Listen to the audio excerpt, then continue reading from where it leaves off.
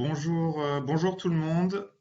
Bienvenue à ce troisième webinaire du cycle dédié à la renaturation en Île-de-France sur la thématique de la renaturation comme outil d'adaptation de la ville au changement climatique.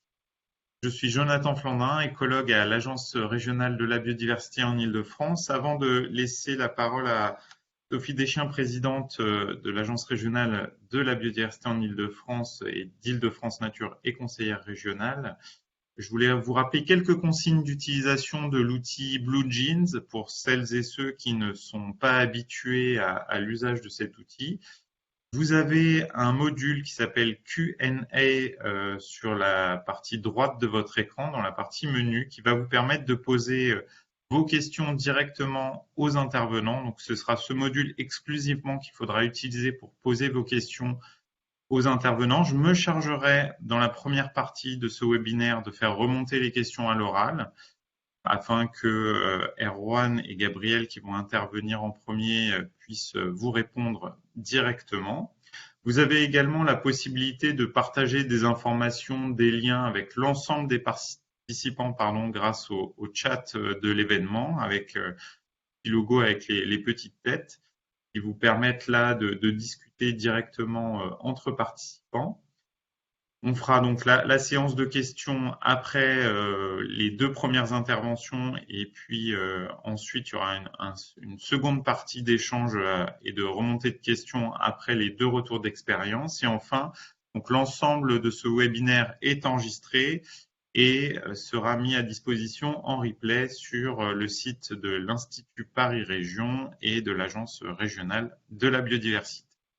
Voilà, j'en dis pas plus, je laisse tout de suite la parole donc à Madame Sophie Deschamps, donc présidente de l'Agence régionale de la biodiversité en d'Île-de-France, d'Île-de-France Nature et conseillère régionale d'Île-de-France déléguée spéciale à la région circulaire et amie des animaux. À vous, Madame Deschamps.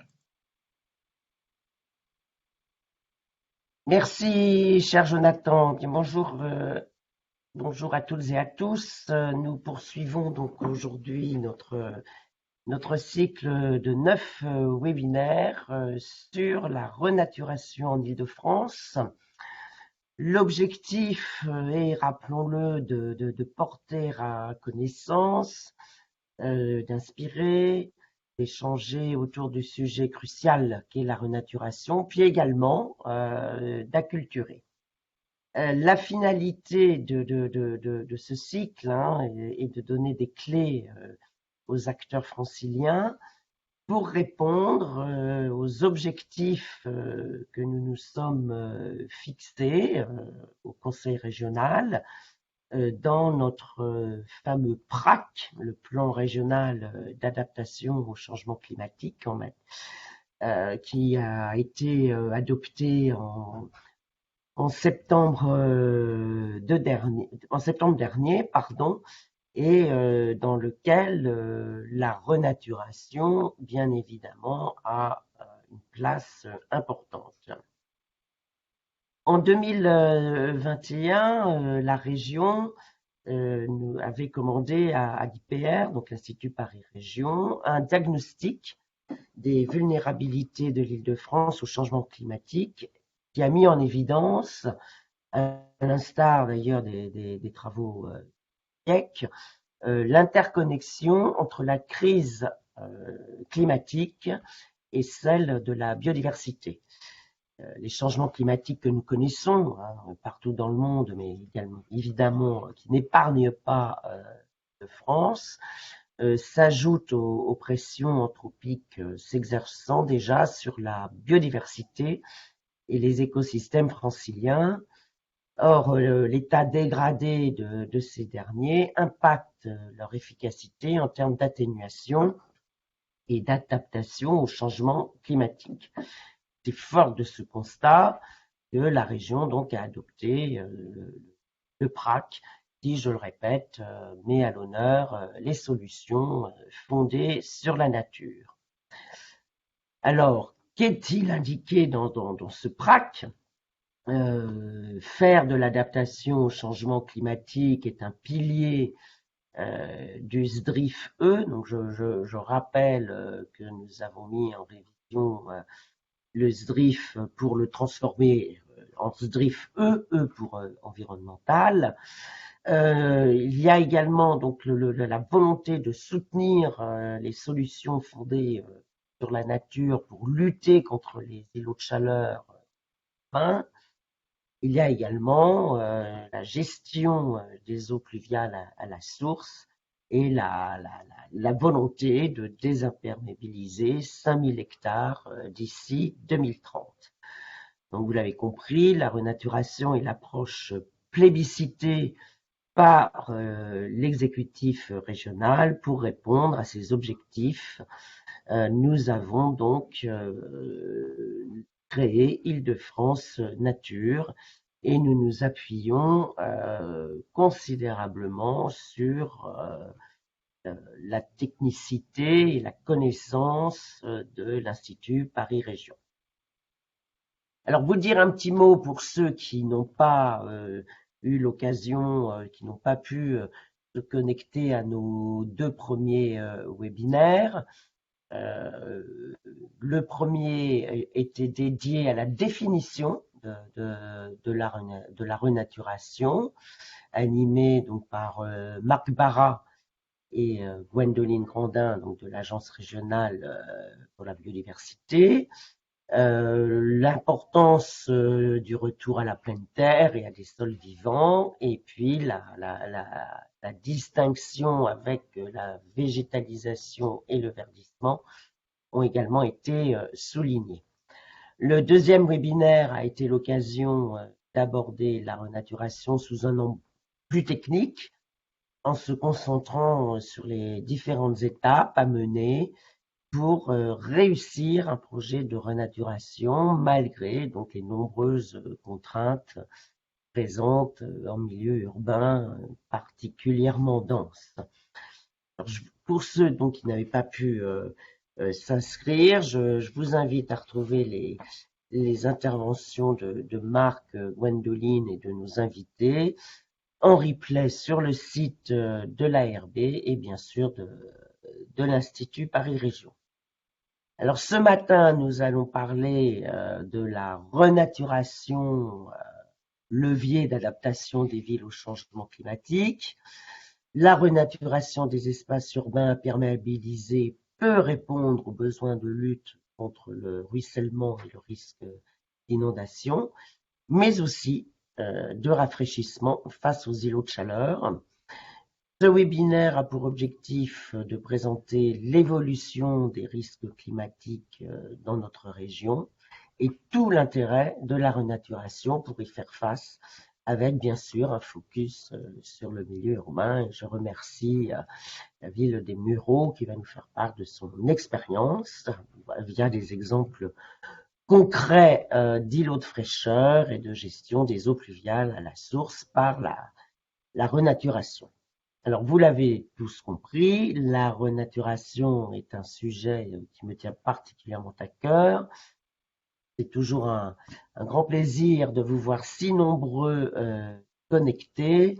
Un grand merci aux équipes de l'Agence régionale pour la biodiversité. Et je passe donc la parole à Jonathan qui va vous présenter le déroulé. Et je vous souhaite à toutes et à tous un excellent webinaire. Merci beaucoup, Madame Deschiens. Merci pour cette introduction, pour le rappel aussi des thématiques de nos 2 premiers webinaires. Je vous propose d'entrer assez rapidement dans le vif de notre sujet avec 2 premières interventions pour rappeler notamment le contexte et les enjeux autour de l'adaptation des villes au changement climatique, avec notamment sur le contexte, l'évolution de ces risques en Île-de-France par Erwan Cordeau, qui est chargé d'études à la direction de l'environnement urbain et rural à l'Institut Paris Région, puis une deuxième intervention de ma collègue Gabrielle Huard de l'Agence régionale de la biodiversité en Île-de-France sur la renaturation comme levier d'adaptation des territoires aux effets du changement climatique. Et je laisse tout de suite la parole à Erwan. Je te laisse partager ta présentation et tu peux démarrer. Merci Jonathan. Je branche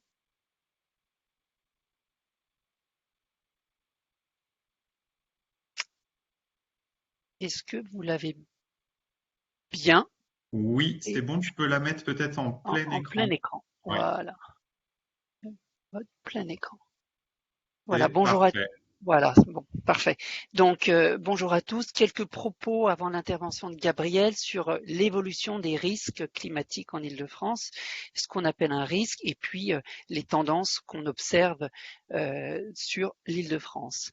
Alors, je commence par des, des graphes du rapport sur l'atténuation du changement climatique d'avril 2022 du GIEC. Commencer par ce qui fait un peu consensus sur les interactions climat, société et écosystème. Vous avez dans le graphique de gauche aujourd'hui le changement climatique en haut, dans ses causes, ce qu'on appelle les causes, c'est les émissions de gaz à effet de serre, le registre de l'atténuation du changement climatique, et dans ses effets, les impacts et les risques, les effets sur les territoires du changement climatique. On voit ce rapport entre le climat, les sociétés humaines, les écosystèmes qui incluent la biodiversité, qui sont imagés de façon synthétique, entre guillemets. La société humaine est responsable de la cause du changement climatique par ses émissions de gaz à effet de serre. Elle essaye de s'adapter, elle se maladapte. C'est un concept qui est propre au changement climatique, c'est-à-dire qu'elle essaye de faire des actions, mais qui n'ont pas forcément entre guillemets, une action, ce n'est pas forcément favorable pour le moyen et long terme. Et puis, elle essaye de réduire les émissions de gaz à effet de serre. Vous avez vu que le trait est plutôt étroit, ça veut dire qu'il y a fort à faire et elle subit, la société humaine, les impacts déjà du changement climatique. Inversement, elle cause aussi des impacts sur les écosystèmes et la biodiversité. Le concept, le rapport de l'écosystème et la biodiversité par rapport au climat, c'est qu'elle essaye déjà de s'adapter, elle atténue un peu, notamment par les puits de carbone, mais elle suit fortement les impacts déjà du changement climatique. Dans le graphe de droite, là, c'est vers sur lequel on doit tendre la transition. On doit effectivement s'adapter mieux, réduire drastiquement nos émissions de gaz à effet de serre du point de vue des sociétés humaines. Ça, c'est l'action majeure qu'il y a à faire pour limiter les impacts du changement climatique. Et inversement, les écosystèmes doivent encore plus s'adapter au réchauffement qui va se poursuivre. Elles doivent atténuer, c'est-à-dire renforcer notamment ces puits de carbone. Et puis, il y a des interactions, bien sûr, entre les écosystèmes, la biodiversité et la société humaine.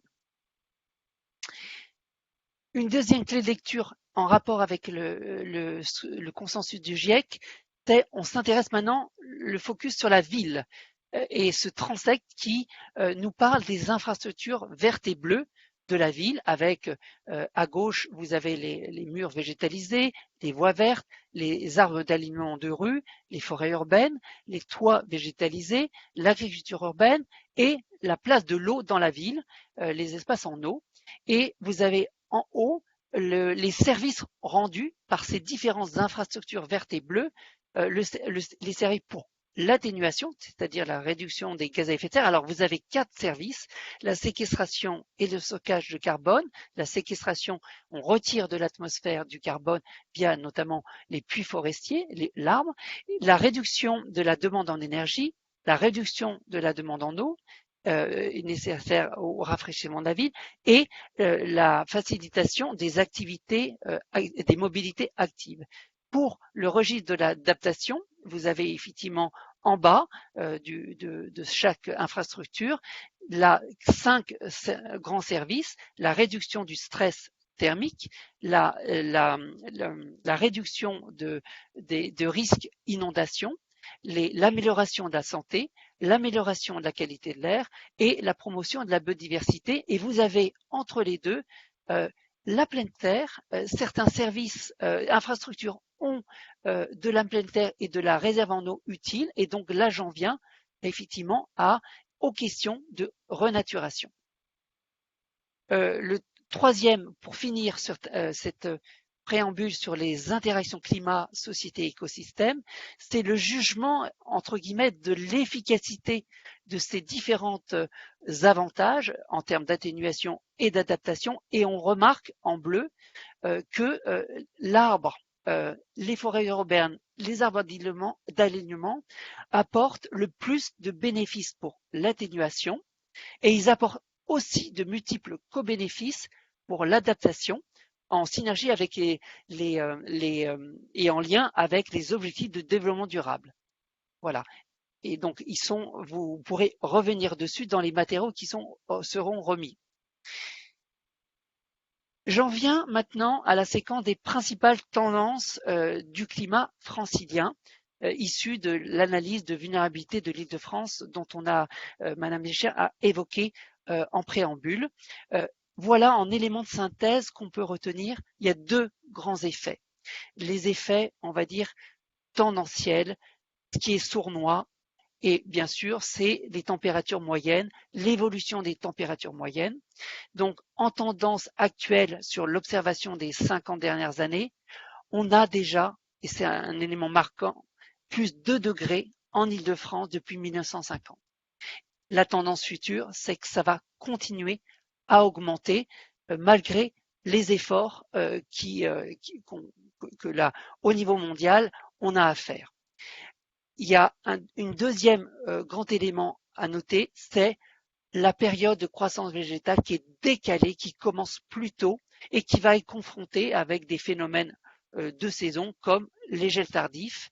Ça va continuer à effectivement pour l'avenir augmenter ce décalage d'avance de saison, notamment par des hivers plus doux. Et il y a 4 registres d'extrêmes climatiques qui interpellent en particulier l'Île-de-France. Bien sûr, les vagues de chaleur qui sont déjà en lien dans l'observation des 10 dernières années avec les effets du changement climatique et qui vont continuer. Les vagues de froid en diminution, déjà en lien avec le changement climatique et qui vont continuer à diminuer. Les sécheresses, dont on ne peut pas dire encore également le lien avec le changement climatique dans les 50 années derrière nous, mais dont toutes les formes de sécheresse en matière de prospective vont augmenter en intensité et en sévérité, et les précipitations extrêmes qui vont aussi augmenter en intensité à la fin du siècle de plus de 20%. Voilà ce qu'on peut en raccourci parce que ça va vite, mais se garder en tête.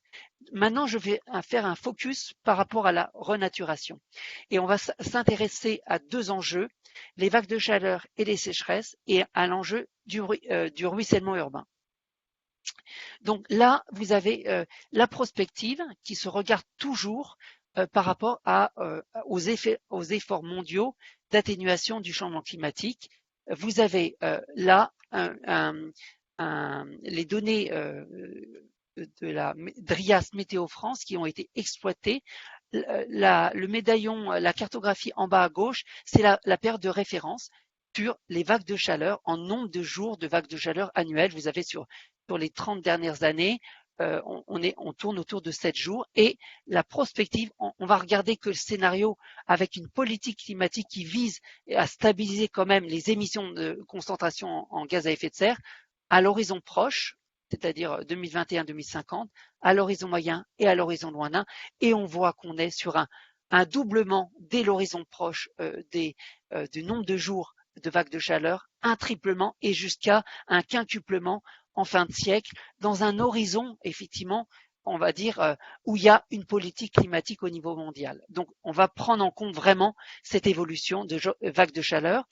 Là, c'est le pendant pour la nuit et qu'on symbolise par les évolutions des jours de nuit tropicales qui sont autour de 2 à 4 jours en moyenne sur l'Île-de-France dans la situation de référence et qui vont vont évoluer à la hausse, mais avec une distinction territoriale forte, c'est qu'on a le sentiment que l'évolution est encore plus marquée sur l'agglomération centrale. Évidemment, on va l'expliquer un peu après avec l'effet d'îlot de chaleur urbain qui se rajoute à cette tendance. Voilà, je vais un petit peu plus loin. Troisième propos, la sécheresse d'humidité des sols. On ne peut pas évoquer que la chaleur, il faut aussi évoquer la sécheresse d'humidité des sols qui, aujourd'hui, dans la tendance de référence passée, nous sommes autour de la normale et plutôt modérément humide, en particulier sur l'Est. Et puis, nous allons arriver vers dès l'horizon proche, vers une humidité des sols considérée comme modérée, sèche sur l'ensemble, et à l'horizon moyen, extrêmement sec et lointain pareillement, et là en toute ou partie du territoire, sur tout l'ensemble du territoire francilien, qui s'explique notamment par un rapport entre la pluviométrie et l'évapotranspiration potentielle, notamment à travers la période de végétation entre le 1er mars et le 31 août, que montrait déjà très bien une source qui est l'Atlas climatique de la France en 1980, qu'on a un peu oublié que l'Île-de-France est une région sèche à l'échelle du pays. Vous voyez qu'on est bien sûr moins le rapport est moins désastreux, entre guillemets, que par rapport à la Méditerranée, mais on est quand même dans une région sèche du point de vue de ce mauvais rapport entre la recharge en pluviométrie et l'évapotranspiration, le rejet. Effectivement, on sort l'eau du sol par la végétation. Dernier focus sur les précipitations extrêmes qui sont plus difficiles à modéliser, mais dont les premières indications sont encore une fois à la hausse, vers entre guillemets 3-4 jours en référence de pluviométrie extrême, on passerait à 5 à 6 jours, à 6 à 7 jours. Donc c'est une tendance à la hausse. Pour résumer, on attaque maintenant ce que ça veut dire en termes d'enjeux, et là je vais garder que les enjeux qui intéressent la ville, vagues de chaleur et canicules, les sécheresses d'un côté et les précipitations extrêmes. Et là, il se rajoute l'effet ville.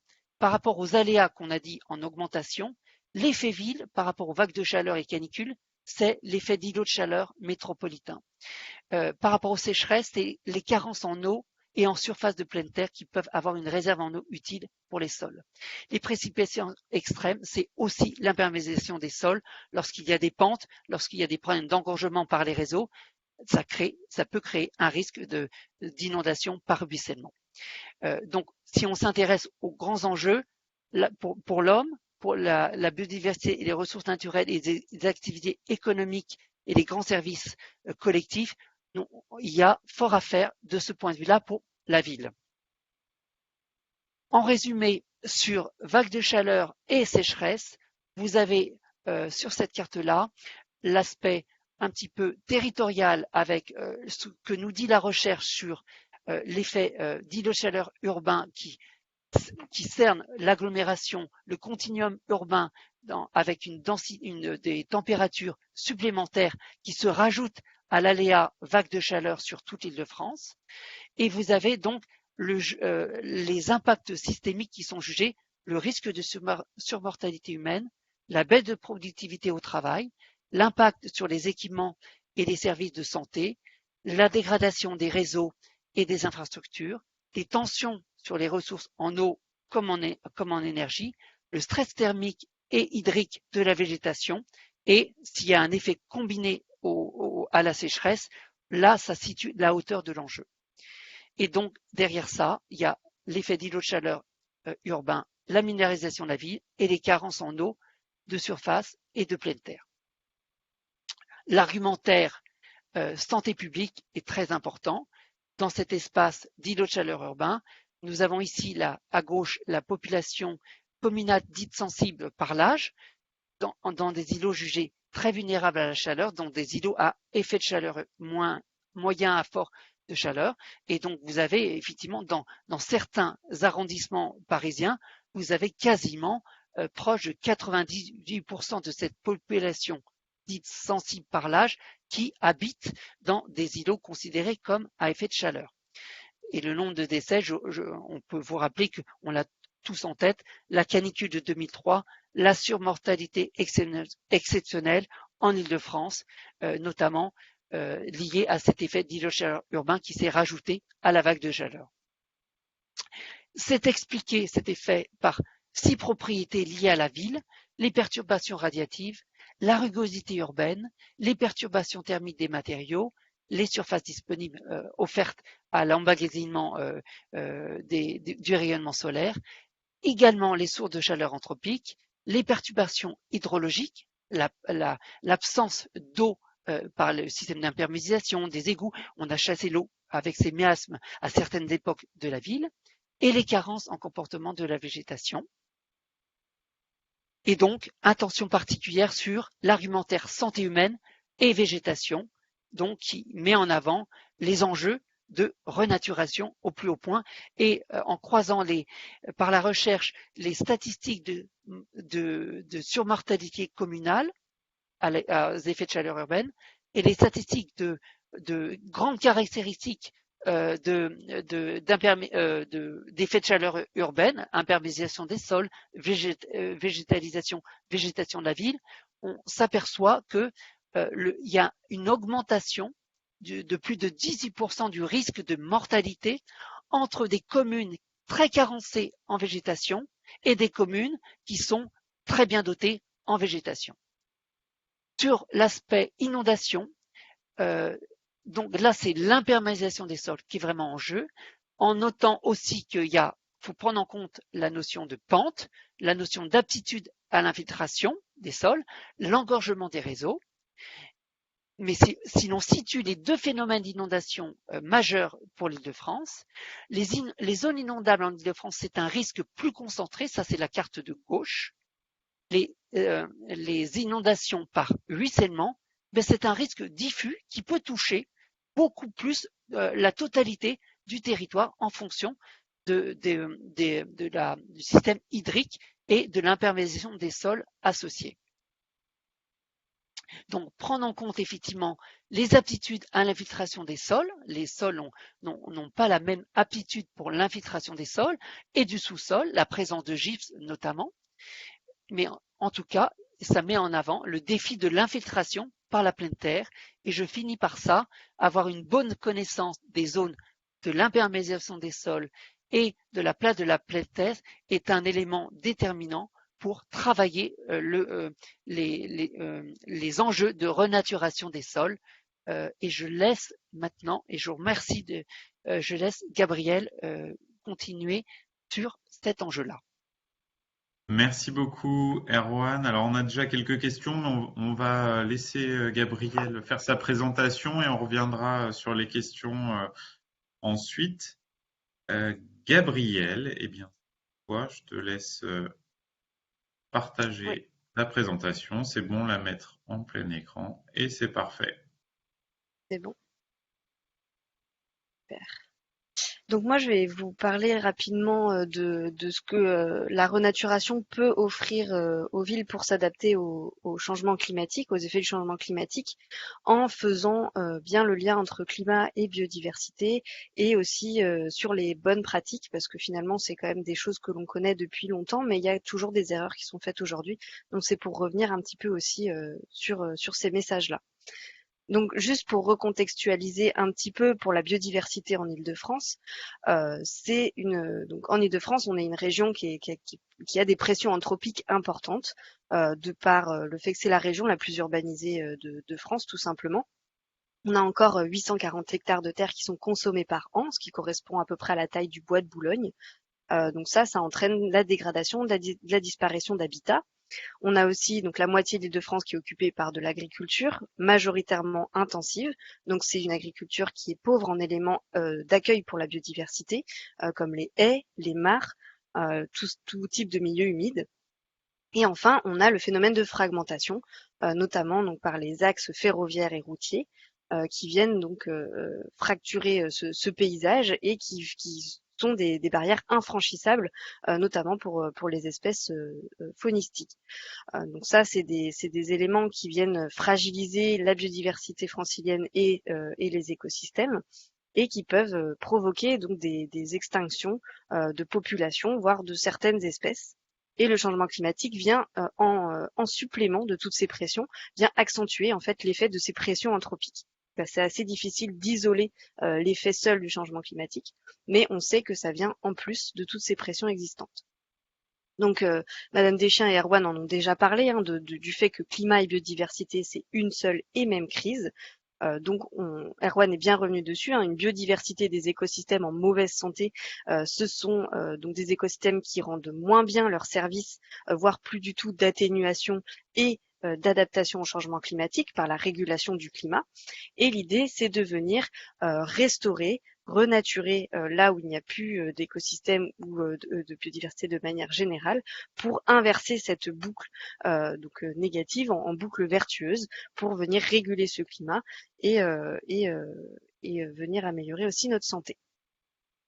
Donc comme je le disais, donc biodiversité, c'est à la fois un objectif et un moyen. Donc l'objectif de retrouver une biodiversité des écosystèmes en bonne santé pour qu'ils nous rendent ces services d'adaptation et d'atténuation, notamment donc par le rétablissement également des continuités écologiques. J'ai vu qu'il y a eu une question dans le chat à ce sujet-là. C'est effectivement important de rétablir ces continuités pour que les espèces puissent se déplacer avec le changement climatique. Une partie devra se déplacer déplacer leurs aires de répartition vers le nord.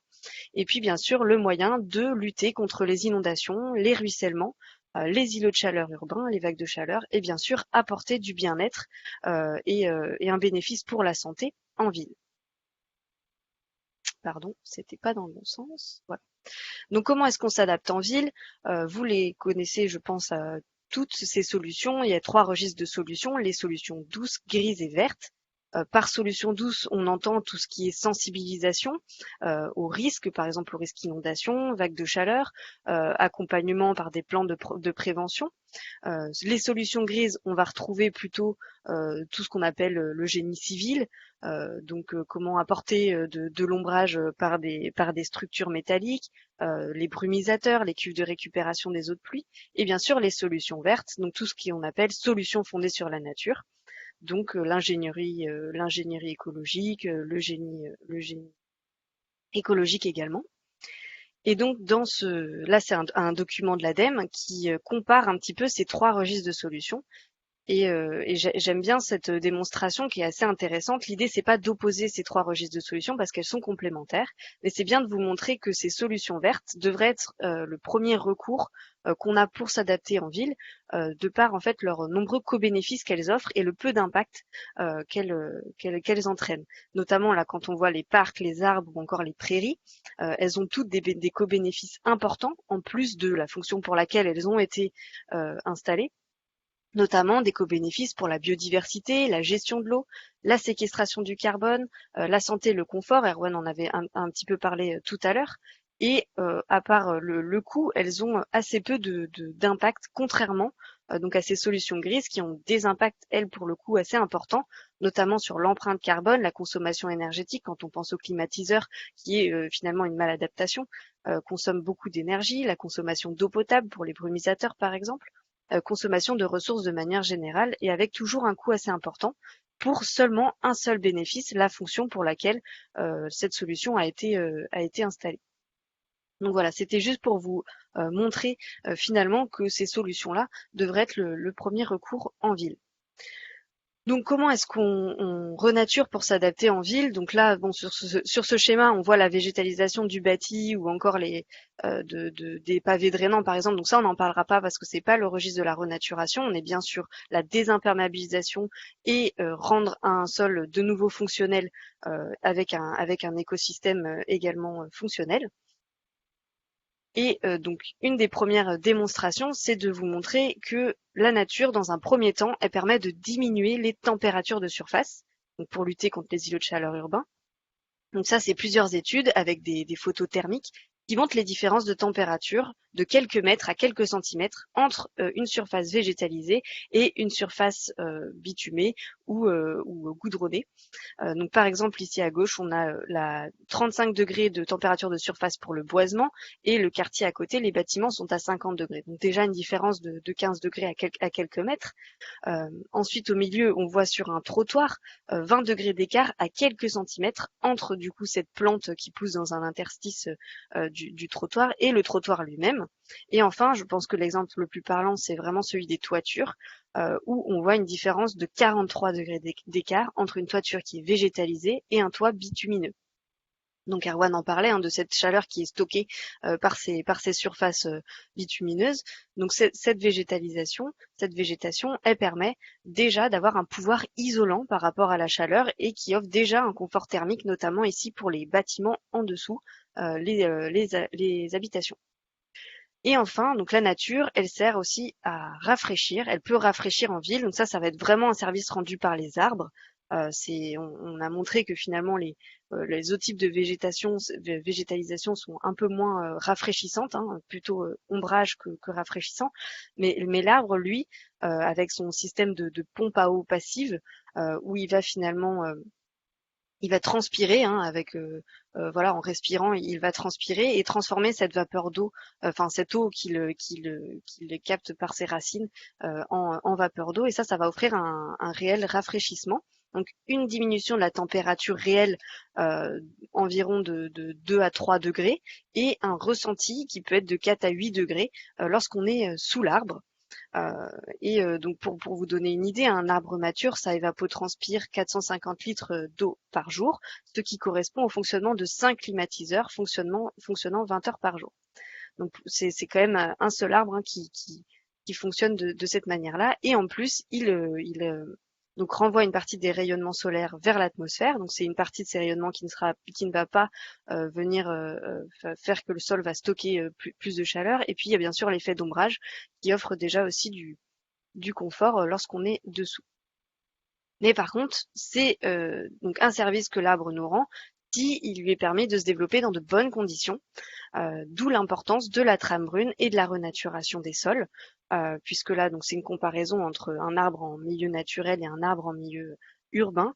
Trop souvent les arbres sont plantés dans des fosses trop petites avec des sols tassés, sauf que c'est vraiment important d'avoir un sol qui soit fonctionnel, l'écosystème du sol soit en bonne santé, donc avec des micro-organismes, des champignons, un système racinaire qui peut se développer suffisamment pour que la canopée se développe également correctement, d'avoir également différentes strates, donc strates arborées, arbustives, herbacées pour pouvoir garder l'humidité notamment au sol. Et donc trop souvent on se retrouve avec donc des arbres qui sont trop contraints en ville. Donc si le système racinaire est trop contraint, l'arbre ne va pas bien se développer, la canopée non plus, et il va être d'autant plus vulnérable aux pathogènes, aux maladies, aux sécheresses et pourrait in fine dépérir comme c'est la tendance actuellement. Il y a une étude internationale qui a montré qu'il y avait environ 72% des arbres, des espèces d'arbres plantés dans les grandes villes du monde qui ne devraient pas survivre d'ici 2050. Donc il me semble que c'est en partie aussi pour ces conditions de plantation et de gestion qui diminuent la survie des arbres en ville. Donc là, c'est un exemple assez parlant en Seine-Saint-Denis sur un boulevard où on voit donc 2 alignements qui ont été plantés au même moment, mais un en fosse continue, donc avec une trame brune, et un en fosse où les arbres sont en fosse individuelle, certainement trop petites pour ces arbres. Et on voit une différence importante de développement, de canopée et de maturité des arbres en général. Et aussi, donc pour répondre pour que cette végétation soit suffisamment résiliente et offre ce rafraîchissement, c'est de penser à associer donc ces plantations et cette renaturation à la gestion alternative des eaux pluviales, c'est-à-dire intégrer l'eau de pluie là où elle tombe directement, pour qu'elle puisse donc venir entre guillemets arroser naturellement ces plantations, mais aussi donc avoir une infiltration des eaux directement donc là où elles tombent, c'est-à-dire que ce ne sera pas des eaux de ruissellement qui vont venir alimenter les réseaux d'assainissement et saturer les stations d'épuration. Donc ça va lutter aussi contre les inondations. Et puis ça va venir aussi donc recharger les nappes. On sait qu'actuellement on a des gros soucis de rechargement de nappes en Île-de-France. Et puis donc constituer une réserve d'eau pour les arbres en été. Donc là, ça va être donc par des noues végétalisées, par des jardins de pluie, des mares, voilà, toutes sortes voilà, il y a toutes sortes de solutions de gestion alternative des eaux pluviales qui existent, mais que je ne détaillerai pas beaucoup plus. Juste attention aux erreurs de conception et de gestion parce que trop souvent on voit des solutions qui ont été mises en place mais par des erreurs ne fonctionnent pas. Tout simplement d'oublier par exemple lorsqu'on construit une eau végétalisée d'avoir un passage au niveau du trottoir pour que les eaux de ruissellement puissent accéder à la noue, sinon elles vont continuer de ruisseler le long de la route jusqu'au réseau d'assainissement, d'avoir une bouche d'égout dans un jardin de pluie qui va être trop bas et donc l'eau ne stagnera pas dans le jardin de pluie mais ira directement dans le réseau d'assainissement, avoir des bâches plastiques sur les noues. Et attention également au tassement des sols. Lorsque des engins de chantier vont venir tasser ces sols, c'est des sols qui ne respireront plus, qui ne seront plus vivants. Il n'y aura rien qui poussera dessus et il n'y aura aucune infiltration des eaux. Et pareillement pour l'infiltration, donc une tonte, faire attention aux tontes des noues 2 à 3 fois par an maximum, puisque plus la strate herbacée est développée, plus le système racinaire l'est aussi, et plus il y a une infiltration. Et puis après, on peut aller sur des solutions un peu plus d'envergure, comme les zones d'expansion de crues, les réouvertures de rivières. C'est des choses qu'on voit en ville aussi. Là, c'est l'exemple de la zone d'expansion de crues de Vinoy à Gonesse, donc un quartier qui était régulièrement inondé. Ils ont donc renaturé le cours d'eau et créé une zone d'expansion de crues et non plus ces problèmes d'inondation aujourd'hui. Donc, vous pouvez redécouvrir un retour d'expérience sur notre site en lien. Et puis réouverture de rivières, donc là c'est l'exemple de la Bièvre, donc actuellement en réouverture très prochainement dans Paris. Et donc là c'est vraiment aussi pour lutter contre les inondations. Lorsqu'on renature ces cours d'eau, on a aussi l'effet de fraîcheur. Comme avec la végétation. Et je finirai par 2 messages principaux. Donc de faire attention à maximiser l'hétérogénéité de nos plantations et la diversité intraspécifique et interspécifique. Donc c'est une étude là qui montre que le nombre d'espèces, plus le nombre d'espèces est important dans un écosystème, plus l'écosystème est stable et donc plus il est résilient. Donc c'est important de diversifier, comme je vous l'avais dit, les différentes strates et aussi de faire le pari sur différentes espèces, de ne pas faire des alignements monospécifiques parce que finalement on ne sait pas exactement de quoi sera fait le climat de demain et on ne sait pas non plus quelles espèces survivront ou non aux différents épisodes extrêmes ou climatiques.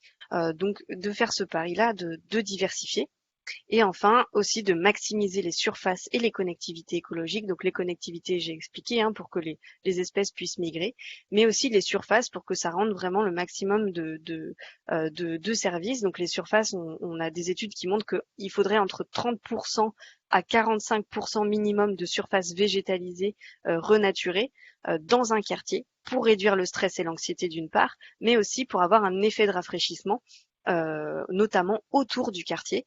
Donc là, c'était une étude donc qui disait qu'entre 5 et 15 hectares de surface donc arborée, on a entre 0,6 et 1 degré de refroidissement qui va être mesuré autour de cette zone-là, donc pas seulement au sein de la surface végétalisée. Donc maximiser densifier finalement la végétation et étendre ces surfaces. Après évidemment, on peut aussi avoir le même effet par des patchs assez réguliers de végétation. Si c'est des surfaces un peu plus petites de 2000 mètres carrés par exemple, si c'est tous les 200 mètres, on peut aussi avoir cet effet de rafraîchissement et de continuité écologique. Je termine là-dessus. Merci beaucoup Gabriel pour vos deux, et à Erwan également d'ailleurs, pour vos deux présentations très complémentaires. Je vais remonter une série de questions qui ont été posées avant de passer à la deuxième partie de ce webinaire. Une première question plutôt pour toi Erwan sur ta présentation. À un moment, tu as évoqué notamment, je crois, les différents facteurs qui jouent, qui interviennent dans le phénomène d'îlots de chaleur urbain. Donc la question, c'était que tu reviennes un peu plus dessus, peut-être expliquer. Alors tu as évoqué notamment, je crois, la rugosité, par exemple, les perturbations radiatives, si j'ai bien noté. Donc, si tu peux revenir rapidement sur ces différents facteurs. Très bien, vous m'entendez? Oui. Oui. Alors pour la rugosité urbaine, c'est un peu déterminant, c'est la compacité du tissu urbain, c'est-à-dire un groupe de maisons jusqu'à un groupe d'immeubles très serrés qui forment des canyons urbains. Là, il y a un effet sur on va dire, sur la turbulence des vents, d'ailleurs, qui part d'avant laminaire, qui va passer au-dessus de l'agglomération de cette rugosité urbaine. Ça, c'est globalement. Et puis, il y a des effets dans le tissu urbain de blocage de la dispersion des masses d'air, qui sont contrariés par des fronts urbains liés à ces grands bâtiments. Et un troisième effet, c'est sur la chaleur, c'est on va comme dans un canyon urbain, on va retenir la chaleur qui essaye de se dégager par rayonnement infrarouge et qui essaye de rejoindre le ciel. Et ces rayonnements infrarouges sortent par exemple des asphaltes de la rue ou des climatiseurs qui ont rejeté de la chaleur à même la rue et qui vont reperturber, ces rayons vont retoucher les façades des bâtiments hauts du canyon urbain. Et donc, la ville va avoir peine à se refroidir la nuit. Voilà schématiquement. Et puis, il y a toutes les notions de carence en végétation et carence en eau. Là, comme l'a bien montré Gabriel, donc voilà, l'effet rafraîchissant de ces infrastructures vertes et bleues. Voilà. Merci Erwan. Alors j'ai deux questions plutôt autour des trams, notamment de la trame brune et de la trame blanche. Alors je laisserai libre à l'un et l'autre de répondre. Une première question plutôt sur la trame brune, donc autour du développement de la pleine terre. Est-ce qu'on peut développer de la pleine terre sans aborder la question de la connectivité de cette pleine terre avec les autres espaces, donc plutôt la question de la trame brune. Et une autre question sur la trame blanche, là plutôt, donc la trame liée au bruit.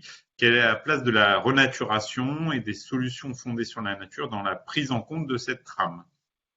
L'un ou l'autre, qui veut démarrer sur ces questions de continuité? Peut-être Gabriel, tu as abordé la question de la trame brune, notamment avec l'exemple des arbres d'alignement.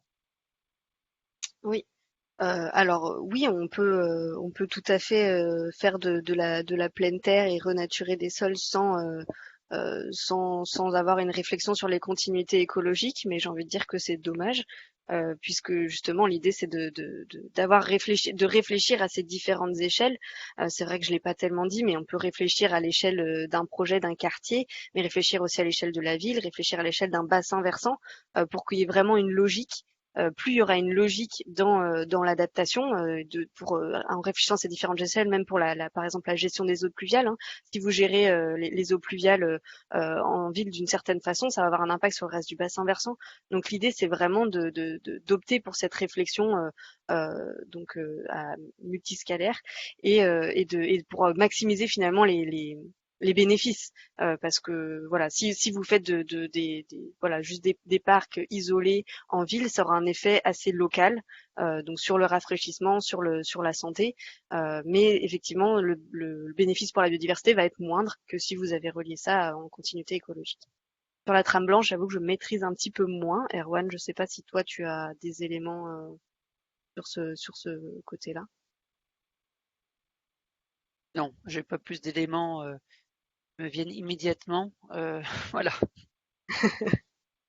Ouais. Alors la trame blanche, c'est vrai que ça fait partie des trames des sujets un peu nouveaux qui sont abordés en écologie sur les îlots de quiétude. Alors évidemment, si on travaille sur la renaturation et Juste un mot, c'est oui, les vas-y. zones, pour Les zones avoir de travaillé, calme. ça y est, ça me revient Ah, sur ça les y est. zones de calme. Bon, Voilà, vas-y. moi j'avais travaillé sur les zones de calme qui est un peu le pendant du bruit, et il y a on avait conclu au fait que c'était vraiment une dimension très locale, à travers l'impression, on va dire le ressentiment par l'homme, voilà, et qu'il y avait une dimension ressentie qui était très forte.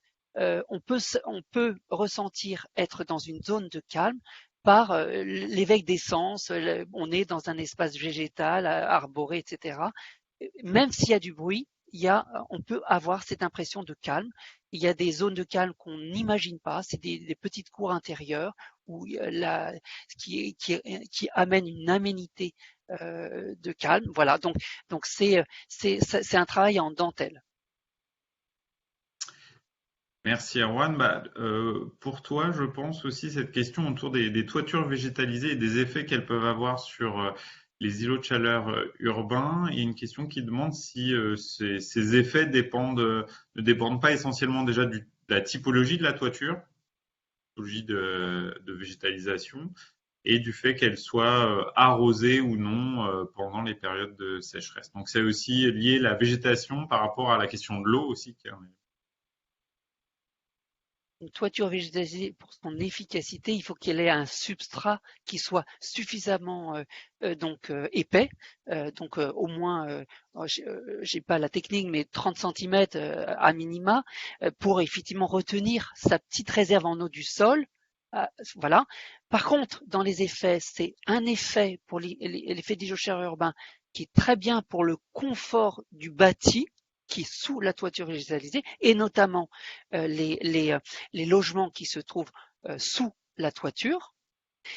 Inversement, indirectement, c'est on va moins consommer, moins avoir besoin de climatisation, et donc c'est un effet indirect sur la ville, de ne pas rejeter par la climatisation de la chaleur en ville. Voilà ce qu'on peut dire. Mais c'est pas une atténuation directe d'un effet de chaleur à même la rue. Voilà. Donc, mais par contre, de façon indirecte et de protection du confort du bâti, c'est une très bonne solution pour la chaleur. Mais dans le respect, effectivement, d'un végétal qui arrive à passer la période de vague de chaleur et ne pas subir le stress hydrique et le stress thermique cumulé. Voilà, donc il faut des conditions quand même d'épanouissement de ce végétal par rapport. Et s'il y a une répétition d'extrêmes climatiques, vraiment d'extrêmes climatiques, là on ne sait pas si la solution sera efficace. Ça n'a rien à voir avec quand même un arbre sur de la pleine terre qui va trouver effectivement par son système racinaire aller chercher de l'eau assez loin. Merci Erwan pour ces compléments. Alors je reprends juste sur la question de la trame blanche, Victoria Moore, qui nous dit que la végétation a une énorme capacité d'absorption du bruit. Exemple, les murs végétalisés ou les arbres d'alignement le long des routes. Alors, une autre question autour, alors il y a eu beaucoup de questions entre-temps. D'ailleurs, j'inviterai nos intervenants à y répondre directement après, parce qu'on va malheureusement pas avoir le temps de tout reprendre, mais il y a des questions autour notamment des micro-forêts urbaines, forêts Miyawaki, Tiny Forest, et leurs fonctions qu'elles peuvent rendre, notamment concernant l'adaptation au changement climatique. Gabrielle, autour de ces aménagements, qu'est-ce qu'on peut en dire ? Donc les micro-forêts, faut effectivement faire attention à certains discours qui peuvent être transmis sur ces forêts qui fonctionneraient comme des forêts naturelles. Ça n'est absolument pas le cas. Il faut vraiment bien se rendre compte qu'on est sur voilà un aménagement urbain. Voilà, c'est pas un écosystème forestier comme on peut le connaître en dehors de la ville. Après. L'autre chose à laquelle il faut faire attention, c'est ce concept de planter dense pour que ça pousse plus vite et que ça apporte plus vite du coup des arbres matures qui vont évapotranspirer. Alors attention à cette plantation dense parce que ça a été montré qu'il y avait des pertes importantes de sujets puisqu'il y a un effet de compétition entre ces arbres-là. Donc non seulement il y a un effet de compétition du coup avec une perte importante, donc vous allez planter beaucoup d'arbres et en perdre beaucoup, donc ça a un coût économique important. Et en plus vous allez avoir des arbres qui seront plus fragiles parce qu'ils auront des troncs plus fins. Donc attention à ce concept-là. Après, pourquoi pas faire des bosquets en ville, mais en les espaçant un petit peu plus, pour avoir du coup suffisamment de place pour chacun qui puisse se développer, et vous aurez effectivement une canopée urbaine intéressante pour le rafraîchissement. Après, voilà, en termes de gain de biodiversité, on sera effectivement pas non plus sur un écosystème forestier, ce sera pas du tout la même biodiversité. Et bien sûr, à condition que ce soit aussi relié à des continuités écologiques pour qu'on puisse avoir des espèces un peu plus urbanophobes qui viennent dans ces bosquets. Merci Gabriel. Alors je vais juste répondre à une question. Alors il y a deux questions pour lesquelles on a des outils. Il y a une question notamment sur la répartition des espaces disponibles à la renaturation. Il y a un outil qui a été élaboré par l'Agence régionale de la biodiversité qui s'appelle Où renaturer en Île-de-France, qui a un cartovis qui permet d'identifier le potentiel de renaturation d'un territoire, d'une collectivité, quelle que soit la nature de la zone, publique ou privée. Après, évidemment, ça demande un travail fin d'aller analyser le territoire pour identifier précisément les secteurs pour lesquels il y a des possibilités de renaturer ou pas, de mettre en place des projets de renaturation. Et une autre question sur les dispositifs d'accompagnement en financier, en ingénierie pour renaturer les villes. Alors, il y a un dispositif régional qui s'appelle il y a un appel à manifestation d'intérêt sur le retour de la nature en ville qui est porté par Île-de-France Nature, qui permet en tout cas de financer des études sur la faisabilité de projets autour de la renaturation en milieu urbain. Donc c'est un dispositif qui est ouvert et donc il y a la première session qui vient de se terminer. Il y aura une seconde session qui va s'ouvrir prochainement pour permettre aux acteurs publics notamment de mener leurs études autour de la renaturation. Après, en ingénierie d'accompagnement, vous avez le dispositif Territoire engagé pour la nature pour les collectivités qui permet d'avoir un accompagnement notamment de l'ARB, mais aussi de son réseau pour mener des projets de renaturation. Et puis, il y a d'autres dispositifs régionaux autour de cette thématique, de cette question-là, pas forcément totalement dédiés, mais permet de porter des projets. Je pense notamment au plan vert sur la possibilité de recréer des espaces verts, des espaces de nature en ville ou de les réouvrir au public. Je pense aussi à l'appel à projet sur la reconquête de la biodiversité, également porté par la région. Donc tous ces dispositifs, je vous mettrai les liens ensuite dans le chat, dans la question, sont accessibles sur les sites de la région ou d'Île-de-France Nature.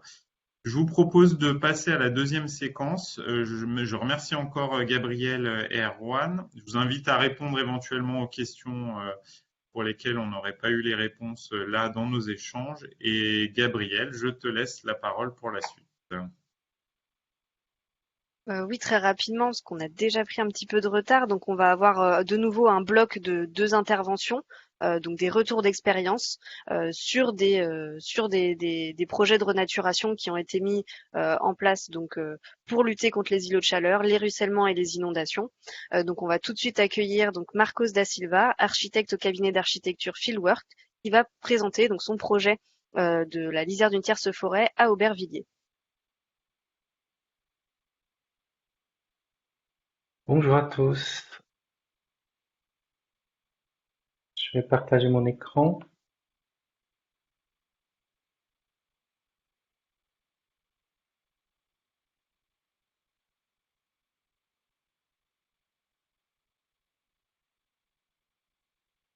Voilà, est-ce que ça fonctionne? Alors, on voit, mais c'est pas en plein écran.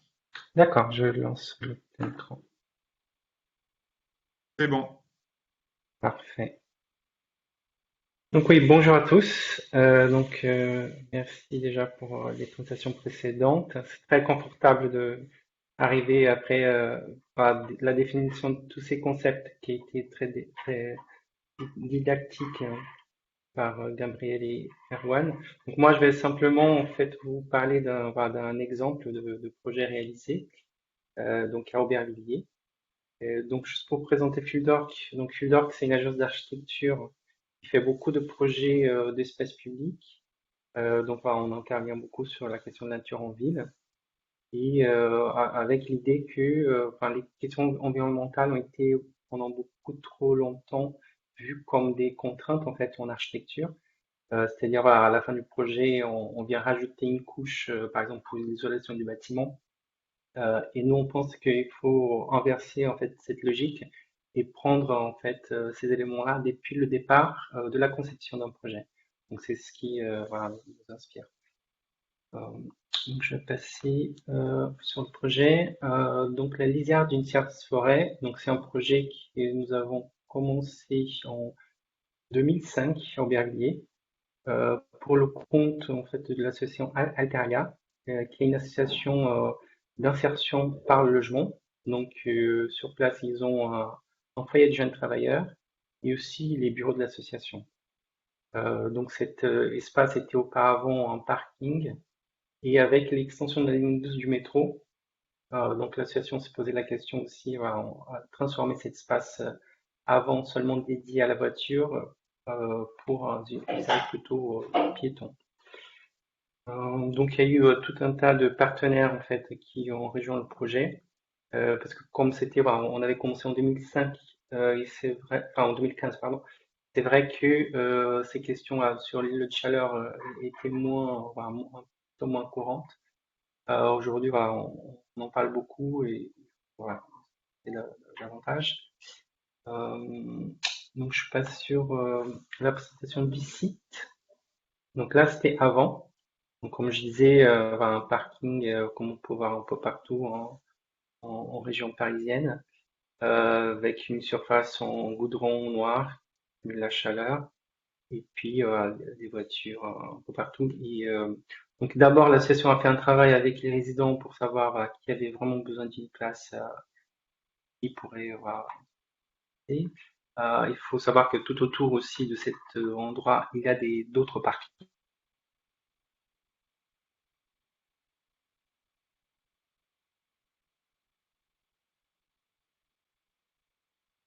Donc, pardon, l'association a exposé la question donc,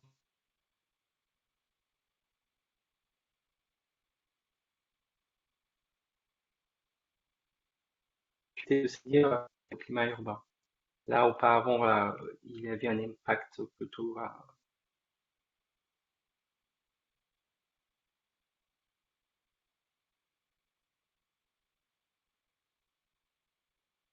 Alors, j'ai l'impression qu'il y a un problème de connexion de Monsieur Da Silva. Est-ce que Gabriel, tu confirmes aussi? Oui, oui, oui. Bien. Ouais. Ce que je propose, le temps que Monsieur Da Silva se reconnecte, c'est peut-être de passer à la présentation de Monsieur Carrière. Si Monsieur Carrière est disponible, oui, on Et peut la faire ça. caméra. Monsieur Carrière, vous êtes avec nous? Oui, vous m'entendez? Oui. Super. Gabriel, je te laisse présenter. Ouais. Donc on va passer à l'intervention de Michel Carrière, donc adjoint au maire des Mureaux chargé de l'écoville, qui va vous présenter donc la mise en place d'une gestion alternative des eaux de pluie, dans la ville des Mureaux. C'est à vous. Ok. Vous avez le PowerPoint que je vous ai envoyé? Oui, c'est bon, je suis en train de le partager. Je veux juste confirmation. Très bien. Comme introduction, je vais simplement dire que quand nous avons commencé à travailler sur l'OD 2001, l'objectif était de faire réapparaître l'eau dans la ville, bien qu'étant une commune en bord de Seine inondée lorsque la Seine déborde. L'objectif, ce n'était pas d'infiltrer l'eau le plus rapidement possible, puisque nous avons imposé au PLU que toutes les propriétés, que les fonciers puissent infiltrer sans passer nécessairement par les réseaux d'eau pluviale. D'ailleurs, dans le projet que nous avons réalisé sur l'écoquartier, nous avons supprimé, je viens à la conclusion, mais malgré tout, ce n'est pas inintéressant, nous avons supprimé 11 km de réseau d'eau pluviale et nous avons créé plus de 3 km de nus. L'objectif étant de créer une véritable écologie urbaine de façon à ce que nous puissions avoir une continuité écologique avérée, puisque nous avons planté des centaines d'arbres et d'arbustes. Donc la désimperméabilisation et le ressurgissement de cette eau ont été des objectifs. Dès 2001, nous avons travaillé sur les toitures végétalisées. Plus facile de l'imposer sur des bâtiments publics que sur des bâtiments privés. C'est surprenant, mais c'est comme ça. Alors j'ai entendu tout à l'heure qu'il fallait des substrats relativement épais. Oui et non, si vous avez un substrat de toundra, cela n'empêche pas que ça fonctionne écologiquement avec les végétaux que vous allez y disposer. Mais effectivement, d'un point de vue purement du volant énergétique du bâtiment, c'est extrêmement intéressant. Revenons à l'eau, donc pour dire, vous pouvez tourner les pages si vous le souhaitez, que nous avons... Alors, vous avez la carte mentale qui est dans le slide qui doit suivre. La carte mentale, c'est quelque chose qui nous est apparu extrêmement important de créer. Il vous appartiendra de la regarder en détail, mais pour nous, c'était important. Pourquoi? Parce que le fait de travailler sur une autre urbanité nous permettait de dire qu'il devait y avoir des critères tels que, éventuellement, la beauté, la question du paysage, la question de la qualité de l'urbanité nous paraissait importante dans ce travail de la remise à l'air libre, si j'ose dire, de l'eau. On peut passer, après vous trouverez tous les styles. Alors la boîte à outils, elle est impérative. Donc là, vous avez, dans le cadre de l'écoquartier, c'est une loi sur l'eau qui nous a permis de travailler cela. Coup de chance extraordinaire, 2 hydrogéologues du département, celui qui a été saisi, a accepté dans le cadre de l'enquête loi sur l'eau que l'on travaille ainsi, le deuxième n'y était pas favorable. Donc c'est quand même un coup de hasard, et donc nous avons à l'heure actuelle ce que vous voyez réalisé. On passe. Ça, c'est une noue sur une descente de pratiquement 10%. Juste un petit détail. Il est important, quand on met un pantalon, d'avoir une ceinture. Est-ce qu'il faut avoir des bretelles? Je ne sais pas. Il y a des gens qui construisent des noues avec dessous le réseau d'eau pluviale. Ici, ce n'est pas du tout le cas. Chaque bac peut envoyer l'eau sur le bac, mais c'est infiltré. La composition est classique. Nous avons des granulats en dessous naturels, nous avons de la végétale et nous avons des végétaux. C'est une pente à 10% extrêmement important de dire que ça fonctionne malgré les pluies décennales. Nous infiltrons aussi, quand nous infiltrons, on peut avoir un rejet éventuel, mais l'objectif c'est 1 litre par hectare. C'est quand même pas beaucoup, hein. À la seconde, ça fait pas un débit terrible. Donc la question de l'infiltration revient toujours. On continue. Là, vous avez allez, continuez. Voilà. Là, c'est pareil. Nous sommes sur un piston à 10% où nous avons construit des jardins familiaux. On passe. Et nous avons là tous les procédés que nous avons mis en œuvre, aussi bien avec les chaussées drainantes, les noues que les cuves que nous avons enterrées, parce qu'évidemment, l'intérêt, c'est d'arroser avec de l'eau pluviale quand nous devons arroser. C'est quelque chose d'assez évident. Juste, voilà, le pôle Molière, là où nous sommes dans la pente à 10% avec les toitures végétalisées. La ville des Mureaux a arrêté l'épandage de produits phytosanitaires dès 2008. 2014 pour le cimetière et 2015 pour le stade. Je ne sais pas si les amateurs de sport aimaient manger de l'herbe avec des produits phyto. Mais pour nous, c'était dès 2001 l'objectif d'arriver à avoir le moins de produits phyto. Donc ça fait au moins 15 ans que sur l'espace public, il n'y a pas de produits phyto. On continue. Voilà les réalisations.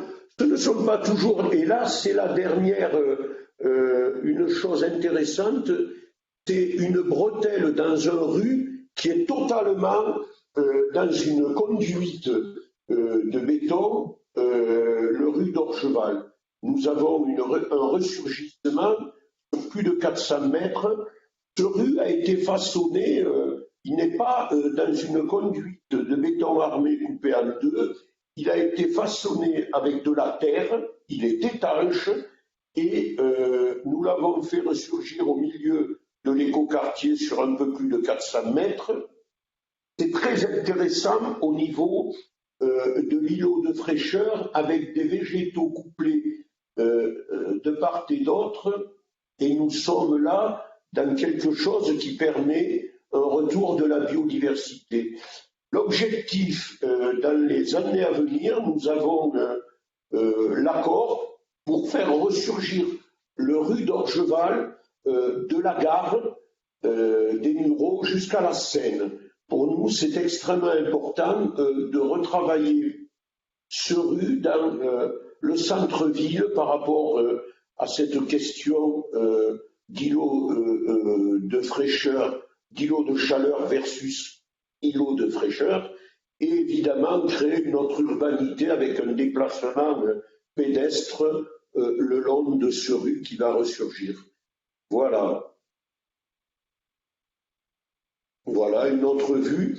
C'est pour moi un peu trop peut-être imperméabilisé, mais l'intention étant toujours d'aller plus loin dans la désimperméabilisation. Et nous avons sur le côté gauche de la photo des friches qui ont été, comment dire, neutralisées, où il devait y avoir dans la rue des reconstructions. Et nous sommes là avec Life Artisan en train de travailler sur des secteurs où nous avons des expérimentations. J'espère bien y mettre un rucher, puisque nous en avons déjà implanté 3 sur la commune, y mettre un rucher avec ce que nous sommes en train de faire dans Life.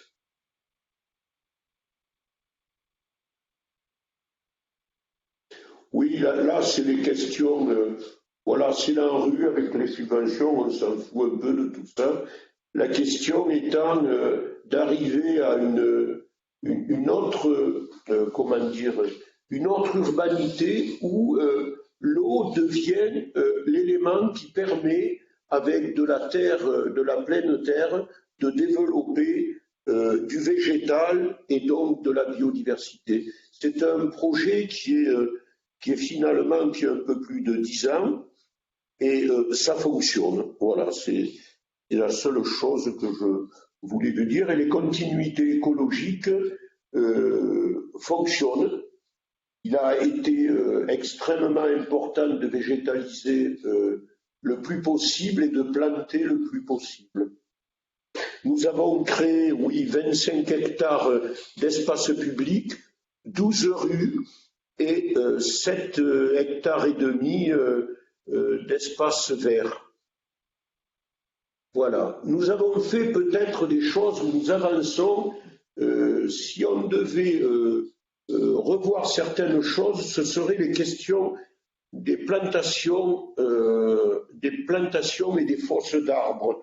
Je trouve que c'est toujours trop restreint, mais cela est normal parce que en fait, dès lors qu'on considère que dans la ville, la voiture est une chose qui va scander le territoire urbain, les voitures sont souvent disposées entre des arbres.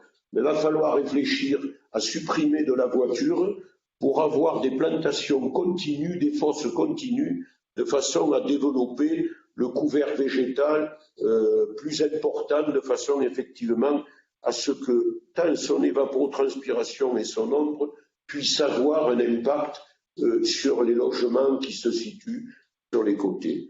Voilà, ma présentation n'a rien d'extraordinaire parce qu'elle est relativement anciennes, mais nous persévérons dans ce que nous avons construit, puisque ce que vous voyez là est déjà érigé. Le but est de continuer cette question du travail de l'eau, sans compter le plaisir.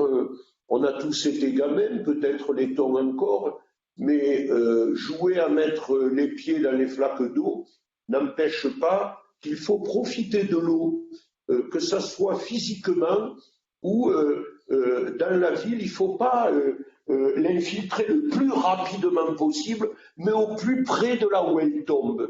C'est un principe, ça, que nous avons beaucoup travaillé. Donc voilà la présentation que je voulais vous faire.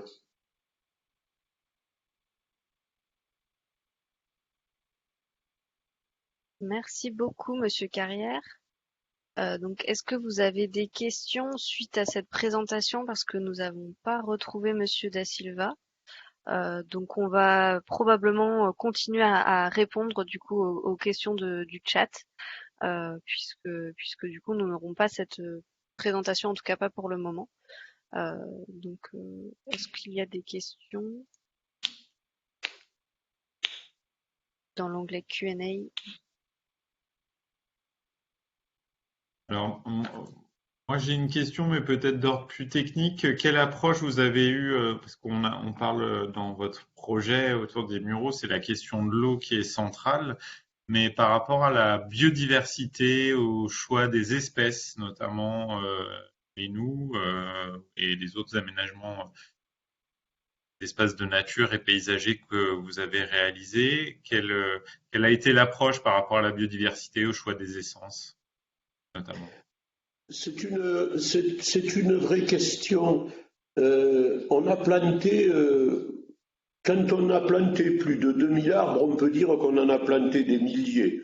On n'a pas planté des dizaines de milliers d'arbres, des milliers. Mais effectivement, moi, la question du statut de l'arbre en milieu urbain me pose problème, parce qu'il n'y a pas de statut de l'arbre. Au départ, nous avons sur l'avenue Paul Raoult, qui était la mère de tous les chantiers, puisque l'ANRU s'y appuie dessus, nous avions de grands débats sur les arbres qu'il fallait planter. Nous avons mis des platanes, et effectivement, les platanes sont atteints de maladies, et l'objectif a été d'essayer de varier ces arbres. C'était beaucoup moins compliqué pour les arbustes, où là, moi je tenais, je suis apiculteur, je tenais à avoir des espèces qui donnent des fruits de façon à ce que les piafs, je dis les piafs, c'est peut-être un peu vulgaire, mais les oiseaux puissent se contenter de ce qui allait y pousser. Et ça, c'est un point important pour nous.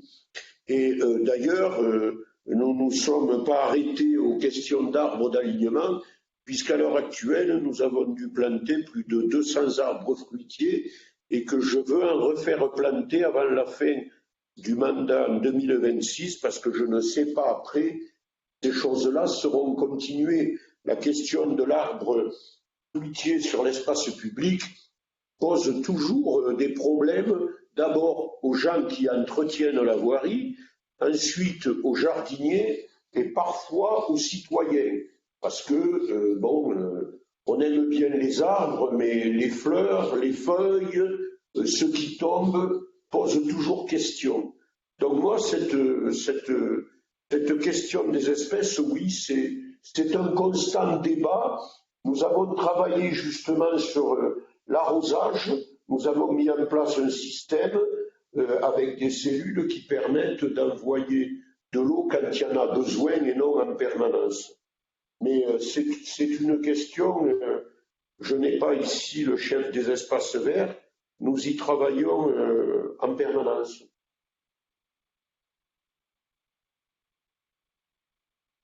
Donc, merci beaucoup, Monsieur Carrière. On vient de retrouver donc Monsieur Da Silva, qui va pouvoir partager sa présentation, et on reviendra du coup au temps de questions ensuite. Merci.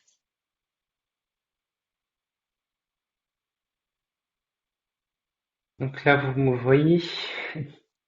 Oui, c'est Oui, bon, on vous voit. D'accord. C'est Je vais partagé. repartager. Vous me dites, hein, si ça marche.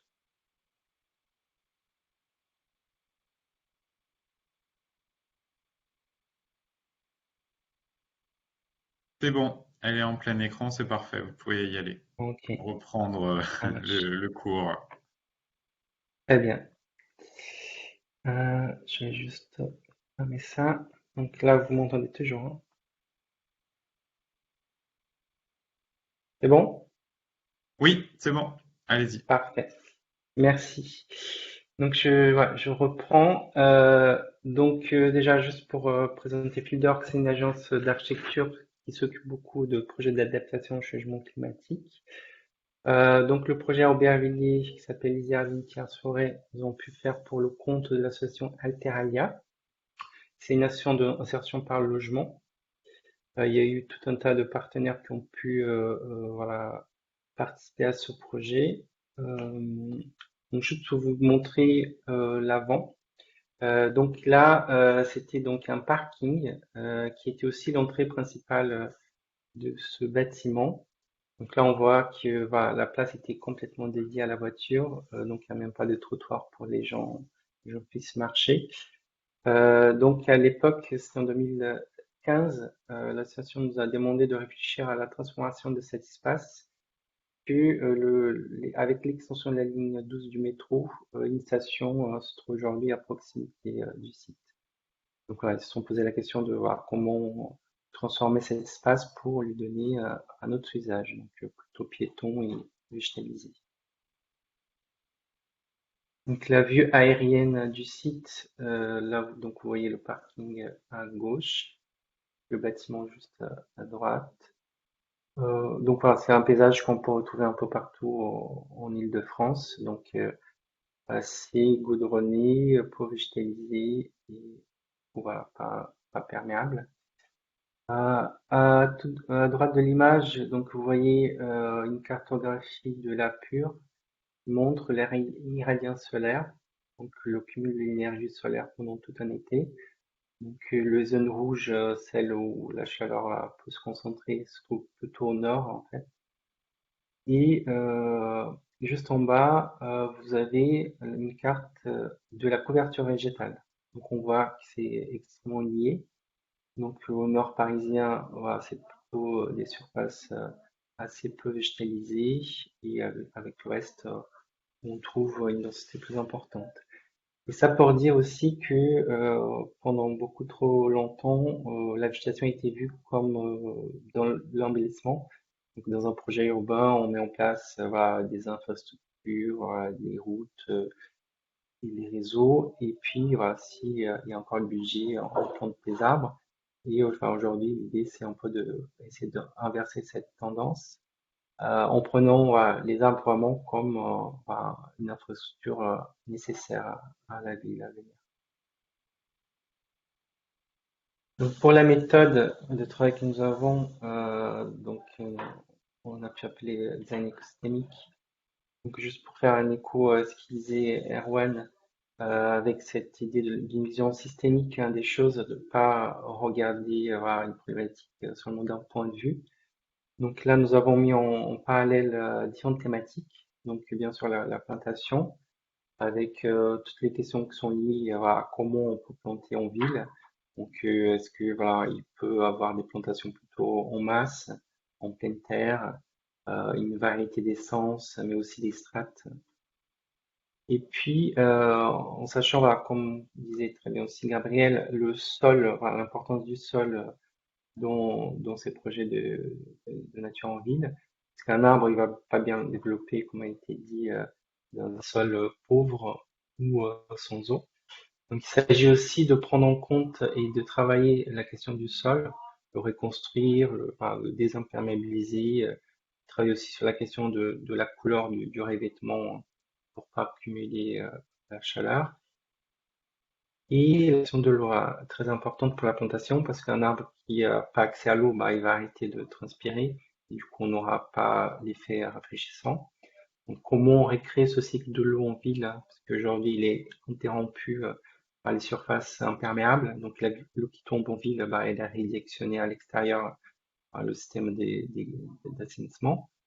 Donc comment le refaire infiltrer en ville, les stocker éventuellement pour avoir les bénéfices au-delà des moments pluvieux.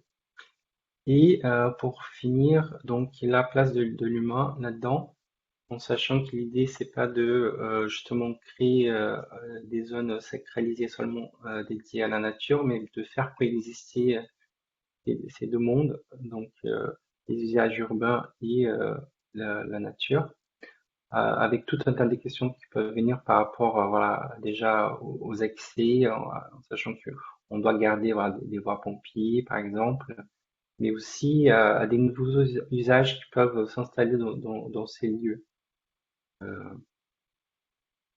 Et là, donc, je passe sur la première thématique, le sol. À Aubervilliers, ce qu'on a pu faire, c'est qu'on a commencé donc par enlever le revêtement bitumineux et gagner cette perméabilité. On a eu l'opportunité de travailler aussi avec un ingénieur forestier qui est plutôt habitué à travailler en forêt et qui ici a utilisé sa méthode pour faire des sondages dans le sol. Donc on vit souvent ce qu'on fait, c'est qu'on fait seulement un carottage pour voir si le sol est pollué ou pas. Là, il est allé voir beaucoup plus loin avec ses fosses pour pouvoir voir les structures du sol, les différentes strates, et savoir avec ce sol-là, qu'est-ce qu'on devrait rajouter pour le rendre riche pour une plantation. Donc, comme je disais, voilà, les matériaux qui ont été mélangés, donc du compost, le sol a été décompacté et aussi mélangé avec des pierres et du béton concassé pour gagner en aération, mais aussi en stabilité pour la pose du revêtement par la suite. Donc l'idée, c'était pas de justement importer de la terre végétale, mais plutôt de relancer les processus biologiques dans le sol local, comme vous vous en doutez, voilà, qui était assez pauvre, mais en le amendant en fait avec du compost issu de déchets verts par exemple, on gagne voilà, en richesse pour les plantations. Donc là, c'est une photo du chantier où on voit voilà, le travail de mise en place du sol. Et puis la question de l'eau, voilà, très important aussi pour les plantations. Donc ce qu'on a pu mettre en place à Aubervilliers, c'est que au milieu du site, on devait garder une voie pompier. Donc on a profité de cette contrainte-là pour construire une structure réservoir. Donc on a creusé le sol au milieu pour créer cette réserve. Le fond de cette réserve, on l'a mis de l'argile pour l'imperméabiliser.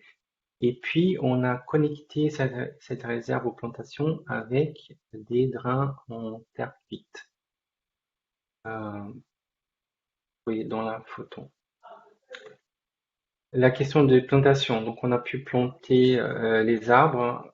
Les essences ont été choisies en fonction des études préalables du type de sol. Donc c'est des essences qui résistent aux conditions plantation en ville. Donc voilà, assez résistantes à la sécheresse, mais aussi à un sol moins riche. Et des arbres aussi qui ont un potentiel de transpiration important pour avoir un effet de rafraîchissement. Nous avons pu aussi mettre en place sur ce projet la mycorhisation des racines, donc pour créer cette symbiose-là et voilà, ces mycorhizes, elles vont plus loin que les racines, chercher les nutriments et de l'eau, et du coup, ça crée ce réseau souterrain aussi qui relie les différents arbres. Enfin, juste une chose par rapport au sol, parce on parle souvent de la biodiversité et on a moins tendance à voir que dans le sol, la richesse dans le sol peut être très, très impressionnante. Donc, il s'agit aussi de penser à la biodiversité qu'on ne voit pas, qui est enterrée, qui, elle, est très importante pour les zones végétalisées. Donc là, la photo de la zone plantée. Donc ce chantier a été réalisé en plusieurs étapes. Donc il y a eu d'abord le travail de terrassement et de la plantation. Et puis nous avons mis en œuvre le révèlement du sol et le mobilier. Donc si vous avez une carte de l'irradiance solaire du site, donc là en rouge la zone la plus exposée. Et ça aussi, ça a alimenté voilà, la conception pour savoir où il fallait concentrer davantage les plantations. L'idée, c'était voilà, de planter là où on est le plus exposé et pas à côté des façades où il y a déjà de l'ombre portée des bâtiments. Donc là, sur le plan, vous voyez ce principe-là, projet, avec les concentrations de zones plantées là où c'est le plus exposé au soleil.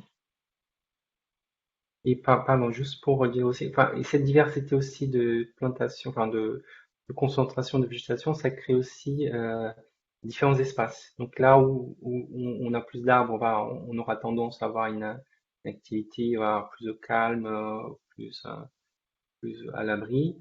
Et là, dans les zones où il y a plus de surface ouverte, voilà, d'autres types d'usages pourront prendre place. Là, sur la carte aérienne, vous voyez les arbres au moment, une année après la plantation.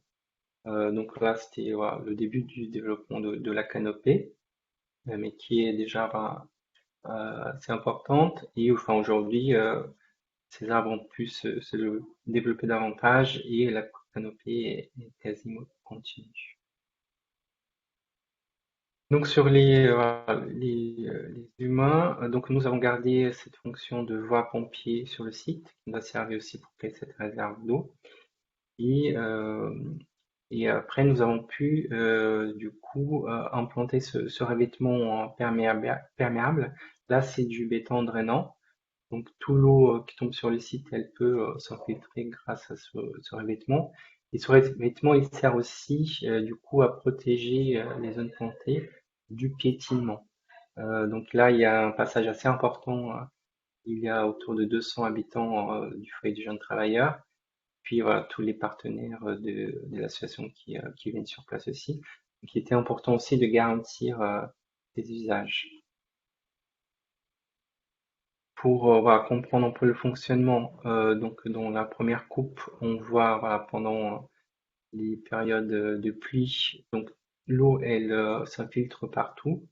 À un moment donné, voilà, quand le sol commence à être gorgé en eau, donc il y a l'eau qui ruisselle en surface, on a créé une pente vers la zone du stockage.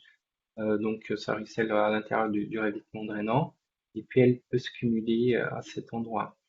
Et grâce aux drains en terre cuite qui partent donc de la réserve vers les zones plantées et la coupe d'en dessous, on peut profiter voilà, de cet effet de rafraîchissement voilà, au-delà juste après les pluies. Puis il y a une temporisation comme ça de l'eau qui du coup est distribuée au fur et à mesure que le sol commence à être au sec. Avec les drains en terre cuite, en fait, par capillarité, ça réalimente le sol en eau dès que nécessaire. Donc pour ce projet, c'était très important en fait de concilier cet usage urbain avec les besoins des plantations. Donc l'idée c'était vraiment de concilier ces deux mondes, donc de pas sacraliser une zone plantée ou un usage en particulier, mais de pouvoir voilà, les superposer. Nous avons eu la chance de travailler avec Météo France, qui a mis sur place des stations météo avant la réalisation du projet, avec une méthodologie qui a été mise en œuvre par l'Université de Paris, donc pour pouvoir mesurer voilà, juste avant les travaux, donc déjà le site avant, et pouvoir comparer avec après les travaux, pardon. Donc il y a une station qui a été mise sur la zone de parking, une sur le toit du bâtiment pour voilà, créer une référence. Et cette même station météo qui du coup a été après entourée par la plantation et la désimperméabilisation du sol pourrait aujourd'hui être comparée avec également les stations de référence en toiture. Donc les premiers résultats, c'était encore en 2020. Ça faisait état voilà, d'une baisse de température de environ 2,5 degrés en moins, avec des pics allant jusqu'à moins 6 degrés. C'est important. Donc là, vous avez une image de l'aménagement finalisé, donc avec la zone plantée et le mobilier qui trouve place. Et puis voilà, les nouveaux usages qui trouvent lieu dans ce nouvel aménagement. En sachant voilà que faut observer hein, quand on va sur site, c'est très investi par les jeunes. Donc ils utilisent ça aujourd'hui vraiment comme une extension de leur logement. Donc le logement c'est des logements assez petits, hein, c'est des chambres avec des kitchenettes. Et ils peuvent aujourd'hui à l'extérieur inviter des gens, faire des réunions, des rencontres, les éducateurs aussi et des stations utilisent cet espace pour voilà, des ateliers. Donc c'est un espace vivant. Voilà, merci de votre attention.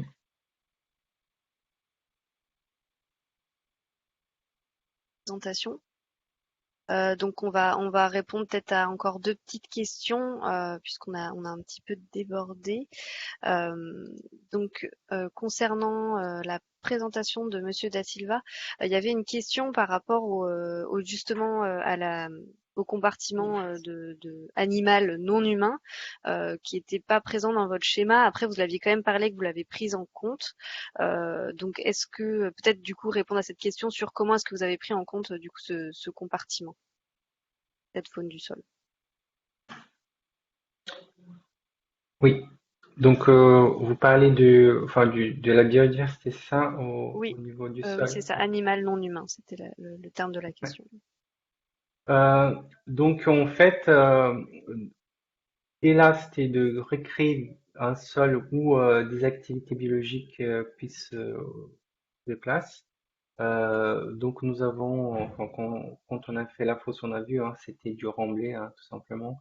Donc, il n'y avait pas d'activité particulière. Avec ce qu'on peut voir avec enfin, un peu de recul, on n'a pas encore fait des sondages pour pouvoir mesurer enfin, la vie aujourd'hui sur site, mais on a pu observer voilà, voilà, installation par exemple de vers de terre. Et ce serait intéressant voilà, de pouvoir aussi quantifier cette vie dans le sol. Ce qu'on a pu quantifier par contre, c'était les espèces qui sont apparues enfin, de façon spontanée. On a planté des arbres, des arbustes, mais voilà, à chaque printemps, on va sur le site et on peut trouver tout un tas enfin, de plantes hein, qui se développent au pied des arbres. Donc ça montre aussi voilà, que du coup le sol il redevient vivant et des espèces peuvent du coup se placer de façon très très spontanée. Donc ça, c'est une chose qu'on a pu étudier. Là, voilà, il faudra que par la suite, on étudie aussi, on quantifie cette activité dans le sol. Mais c'est quelque chose qu'on commence à pouvoir observer. Oui. Très bien, merci beaucoup. Donc, je vais vous poser juste une dernière question et puis ensuite, vous pourrez finir de répondre aux autres questions dans le chat. Donc, c'est donc par rapport aux photos que vous avez mis donc des plantations, ces photos d'il y a quelques années ou c'est le site actuel. Ensuite, comment est-ce que on fait donc rapidement hein, une mycorhisation des racines, si vous pouvez nous dire rapidement en quoi ça consiste. Et enfin, est-ce que vous avez des données chiffrées sur les coûts de réalisation de ce projet? Oui. Donc oui, les photos d'avant c'était 2015, les photos d'après c'était autour de 2020, entre 2020 et 2022. La photo aérienne c'était 2020. Donc voilà, la canopée aujourd'hui c'est encore développé, hein, donc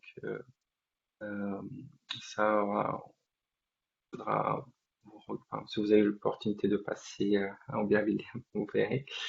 Par rapport au coût, là, on est sur une surface de 1200 mètres carrés. Le coût mètre carré est revenu en prenant en compte la terrassement, la construction du sol, plantation, revêtement drainant, immobilier, autour de 300 € du mètre carré. C'est ce qu'on a pu observer sur ce projet. Eh bien, merci beaucoup. Donc, on va être désolé de terminer sur ces dernières questions. Bon, pareil pour Monsieur Carrière, vous avez également d'autres questions dans le Q&A. Si vous pouvez y répondre éventuellement avant de partir, ce serait super. En tout cas, on vous transmettra le replay du webinaire donc demain maximum hein, sur le site de l'Institut Paris Région. Vous aurez également accès aux réponses à vos questions que vous avez posées dans le Q&A. Et puis donc je remercie encore hein, tous nos intervenants donc Marcos da Silva, Michel Carrière et Erwan Cordeau. Et puis on se retrouve donc pour les prochains webinaires de ce cycle, donc renaturation des friches qui aura lieu mercredi 31 mai. Et ensuite, donc la semaine du 19 juin, on aura donc une présentation du projet pilote pour une métropole nature. Bon appétit à tous et à bientôt. Au revoir. Merci. Au revoir.